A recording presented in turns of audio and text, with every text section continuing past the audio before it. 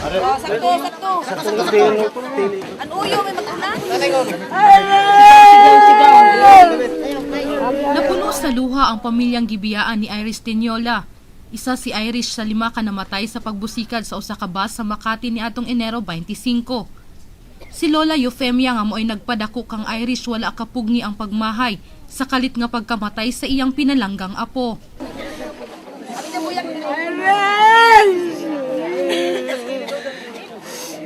Hindi mo dagot ang saan, pero saling ba di mo mama sa ako. Okay na laban, pinuyak naman ka. Namirakan mas tatay mo doon sa bayay.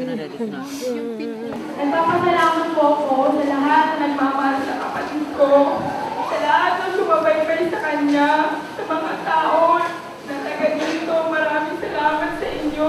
Sabado alas 12:40 sa hapon gilubong si Iris Tiniola sa Taganaan Public Cemetery.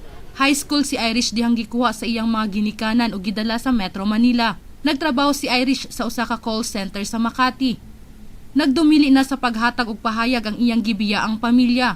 Alang kanila, madakpan ug mahukman man ang mipabusikad sa bus, apan dili na mabalik pa ang kinabuhi ni Irish.